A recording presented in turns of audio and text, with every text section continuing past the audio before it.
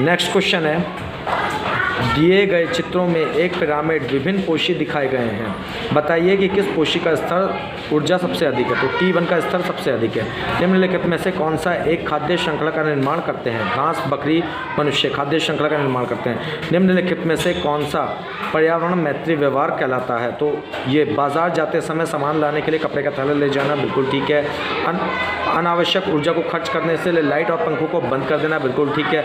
वाहनों के बजाय विद्यालय तक पैदल जाना उपयुक्त, सभी ठीक है। फिर एक खाद्य श्रृंखला हमेशा प्रारंभ होती है, उत्पादकों द्वारा खाद्य श्रृंखला प्रारंभ होती है। नेक्स्ट क्वेश्चन है, जैविक घटकों में आते हैं। तो उत्पादक, उपभोक्ता और अपघटक जैविक उत्पादकों में आते हैं। फिर CFC का प्रयोग होता है, क्लोरोफ्लोरोकार्बन का उपयोग होता है। भैया क्लोरोफ्लोरोकार्बन का रेफ्रिजरेटर में भी होता है, एयर कंडीशंस में भी होता है, गद्देदार फॉर्मों में भी होता है, सभी में होता है। फिर मनुष्य खाद्य श्रृंखला के अनुसार है, सर्वाहारी मनुष्य है जो खाद्य के अनुसार है। नेक्स्ट है, ग्रीन हाउस प्रभाव किसके द्वारा प्रदर्शित किया जाता है। Greenhouse nitrogen oxide, carbon dioxide, chlorofluorocarbon, इन सभी के द्वारा प्रयुक्त किया जाता है, मतलब प्रभाव प्रदर्शित किया जाता है। घास, टिड्डे, मेंढक, सांप और मोर में बनी एक खाद्य श्रृंखला में खतरनाक रसायन TDT का सर्वोच्च सांद्रण होता है।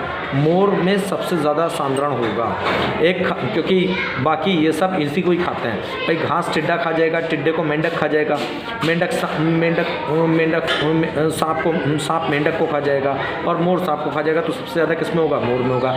एक खाद्य स्तर में दूसरे खाद्य स्तर पर कितनी ऊर्जा का स्थानांतरण होता है, 10%। ठीक है, यदि उत्पादक घास में संचित खाद्य 10,000 कैलोरी हो तो खाद्य में बाज में कितनी ऊर्जा उपलब्ध होगी। तो लास्ट में सबसे 1 किलो कैलोरी रह जाएगी।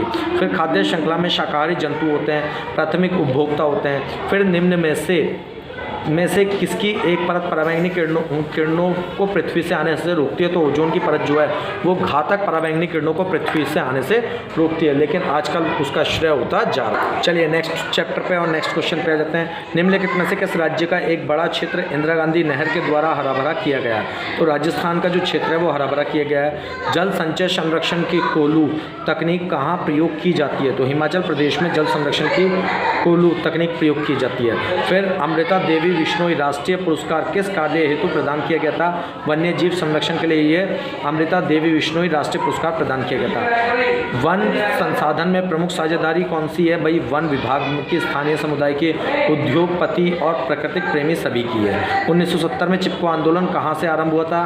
टिहरी गलवार से प्रारंभ हुआ था भैया।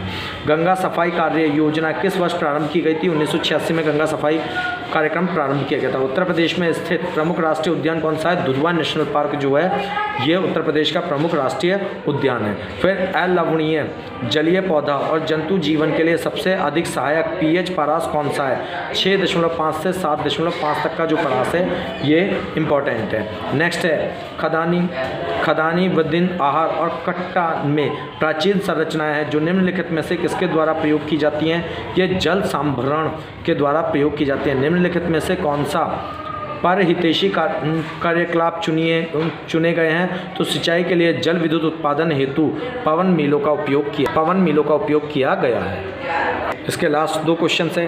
गंगा नदी में कॉलीफॉर्म जीवाणु के प्रचुर मात्रा में पाए जाने का प्रमुख कारण क्या है। जल में अधजलीय लाशों का प्रवाहित करना। फिर लास्ट है, वह सही संयोजन चुनिए जिसमें से जीवाश्म ईंधन सम्मिलित नहीं है। वायु, पुष्ट और सूर्य। इसमें ये आपके फिज़िक्स का पूरा था, बहुविकल्पों का। इसके अलावा फिज़िक्स में और नहीं है। बाकी मैं आप लोगों को केमिस्ट्री का दूसरी वीडियो में दूंगा और कुछ इसकी वीडियोस और प्रोवाइड करूँगा।